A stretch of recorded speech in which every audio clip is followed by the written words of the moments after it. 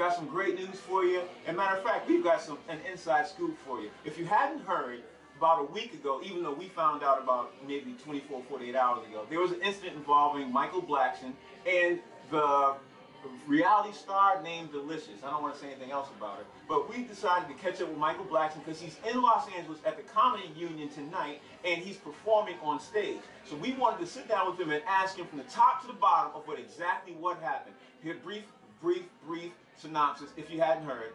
The news dropped 48 hours ago that Michael Blackson was attacked by Deelishis' ex-husband or husband, and he was viciously attacked, and there was police involved and everything else. So we decided to come up, sit down with Mike Blackson, and for him to ask us from the top to the bottom of what really happened. So first of all, Mike, how you doing? I'm doing good, man. You don't sound it, brother. I'm good, man. You know, I had a crazy time in Detroit. You know, it was shocking, and it was, you know, something really, it's things that I'm not used to, man, you know, and it just came, it was like a nightmare, put it that way. Okay, so let's start at the top. Go walk us through what happened. All right, I'm gonna start from the top. You know, Deelishis, very good friend of mine. He recently shot a movie called Coney, Montana, which is coming out very soon, and was originally supposed to have a screening in Houston during All-Star Weekend for the movie. But after I saw the final edit of the movie, I wasn't too fond of the music and everything that they had in the movie, so I canceled the screening because I want this movie to be perfect. I don't want to talk nothing about it but perfection. You know, so I canceled it last minute, and she was looking forward to seeing the movie. You know, so you know, I apologized to her that we couldn't do the screening because we're all in Houston, excited about it. So then I had a show booked for, you know, for 6 months now in Detroit for last weekend. So once I knew the show was getting close by, I hit her up. I said, "Hey, look, Deelishis, I'm coming to Detroit to do the show. You know, let's try to make some time. And I'll bring the tape with me. Let's watch this movie. Let me know what you think about the movie, what part you like, don't like." And I could have my editor, you know, make some adjustment. And you know, when I called her about the movie, she offered. She said, "Hey, listen, Mike, you don't have to get a hotel. You know, we like family. You know, stay at the crib." So you at her house now? Huh? She invites you to her house. She invited me to the house. She said, "Come out." And you know, and the thing about it, I mean, I don't watch too much of the media takeout. I don't keep too much of the media, what's going on. But I know she was, you know, married and divorced and all of that, and I specifically asked her about that. You know, I said, so nothing going on with you between you and her. Be clear, Bishop. Nothing going on between you and her. Dude. Good, continue. You know, I have to ask that because people are reading between the lines and say, you know, what's going on. So. Nah, me and her just cool. You know, so she invited me over to the house. You know, I flew down to Detroit, turned on my 5-star hotels, my car service, hopped in the taxi, went out to, you know, the suburb of Detroit. You know, we watched the movie with her auntie, her older daughter. You know, and you know, she liked the movie. Everything was great. And you know, she said, "You know what? You know, you don't have to even go to the hotel. If you stay here after the show, you know." And she did what we do in Africa. Whenever we have guests, when we have guests in Africa, we give them our master bedroom. When the guests come to my house, I offer them my room. That's how we do. She's like, "You know what, Mike? You're my guest. Take my room." You know, I felt a little, you know, you know, Detroit is a, you know, especially, I mean, the thing about it, like I know there's, you know, sometimes you can't just, you gotta go by what your heart feels, and I just had a bad feeling about that night.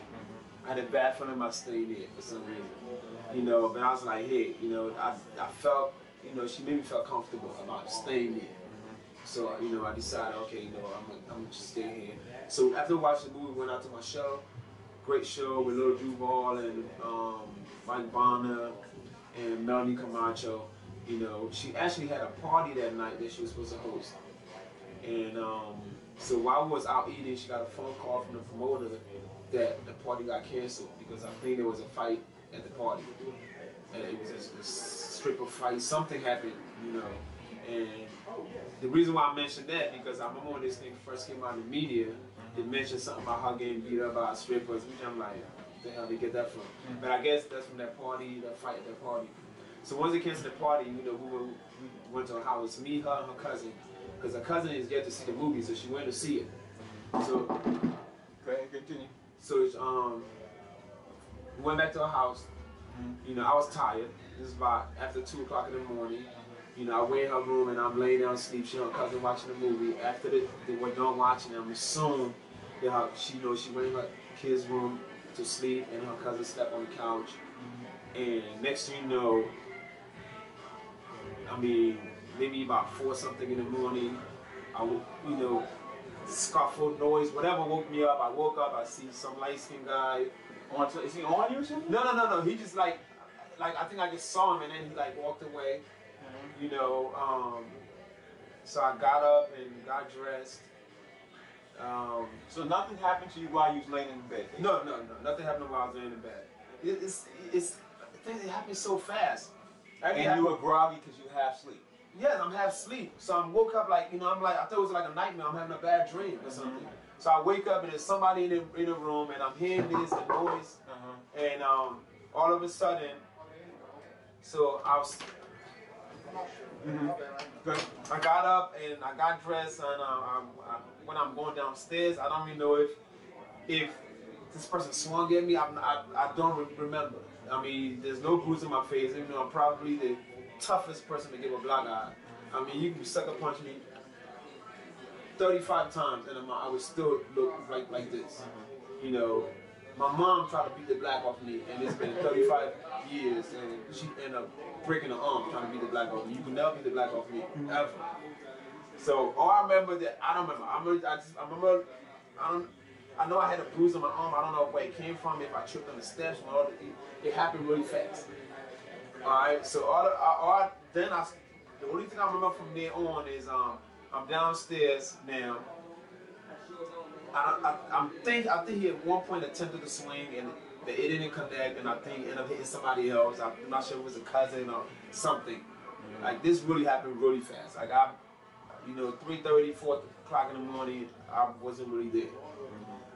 So next thing you know, I think he walks out the house. I must have missed it. I missed what happened first before I woke up. Some things went down before I was woken up. Alright, that I missed. So all I remember now, he walks out the door, you know, and kicks the door down, just walks out. So I'm like, okay, you know what? Let me grab my stuff. I went back upstairs to go open the door while I was sleeping in the master bedroom where my luggage and my belongings and stuff is there. The door's locked. Wow. So we knock on the door, you know, calling Deelishis to open the door. She's not opening this door at all. So now I'm nervous. I'm like, why is the door locked? Is this guy coming back? You know, I mean, I'm in a whole strange place. You know, I ain't got no gap on me. I don't know what the hell. This, you know, I got on a plane, can get on a plane with guns. Like, I'm ass out. No homo. You know, so I'm like, hey, I mean, one of the least things I like to do is pick up the phone, dial 911. Mike, you know what I'm saying? I was born in Africa, but I was raised in the hood of Southwest Philly. We don't call it cops unless you have to. I didn't feel comfortable. I was in a different city. I had to pick up the phone. I'm like, look, she knocked on the door. She's not answering the door. I don't know whether this guy's coming back or not. I have no clue. So pick up the phone, and then an aunt, cousin, I said, let's call the cops. Dial 911, the police came over, and I felt a little bit safer. So, you know, so the police come, explain everything what happened, and he went to the door, trying to knock this door, calling her, she won't answer the door, so of course he kicks the door open, she's not in the room. So when we looked, the fish net in the window was torn, so we figured she jumped the hell out. Wow. Like, so my biggest thing, like, you know, she jumped out, and I guess by the time the police, when we got to the police, I guess she must have already called from the neighbor's house and told them what happened, and then that's pretty much that, man. That was pretty eventful. Yeah, it was real crazy. So, you know, it's hard to explain, you know. And I was gonna keep this thing under my hats forever. Then like nobody's gonna know about this thing, you know. And this shit just came out of nowhere. Well, now that it came out, what is the comedy aspect of this gonna be, man? Are you gonna address it in your webisodes? How? Well, you know what? You know, as a comic, you know, we take our pain and make it into comedy. I'm gonna you know, I do my Black Friday shows, you know, the Walter Lathan Network. I'm gonna try to remember as much as I could and try to, you know, bring it on camera and show them what happened. You know, so I'm talking to the cousins and the daughters and, you know, the Deelishis herself, trying to figure out everything that happened. Because I remember it was 4 in the morning, what's going on? Look me down the step, I was screaming my arm, whoa, police came, yada yada, you know what I'm saying? So now I gotta recapitalize everything that happened and try to put it on, you know, on the camera. Well, first of all, thank you for taking out the time, because I understand how it is. How can we follow you to find out any more details that's going to follow this? Because I'm sure the police report came out. I'm sure that's not the end of it. It might be courts, all kinds of stuff. Yeah, I'm not. That ain't my word. It might get showing up to the court. No, I'm not going to Detroit to go to court. That ain't happening. So how we follow you? Follow me on Twitter. You know, I'm going to discuss this every day until it's done. It's out now. I can't run away from it. I can't hide from it. So I gotta bring it out. All right. At Michael Blackson. MICHAELBLACKSON. All right. And of course, this week at midnight, Thursday night, you know, go to youtube.com/Walter Lathan. And you can catch the new episode of Black Friday, which will probably show you a better vision of what really happened to me in my favorite city to perform in. I mean, Detroit is like, I had 3 shows in Detroit in a matter of 9 months, and they were all sold out. You know, the Shack show, then I had another show, and I had this show. And it's a city that loves me, it's a city that I love so much to perform in, and a city that gave me a nightmare of my lifetime. You know, so it's like all in one. So hopefully, you know, but you ain't gotta worry, I'm not coming to Detroit to go to court, none of that's happening. I mean, you know, according to what's going on in that guy's life, he has enough problems to work out. You know what I mean? So I'm not being added to his problem. You know, I mean, who's to be blamed for this? Deelishis! Like, no, you know what I'm saying? But it's all good, man. But check me out on Black Friday.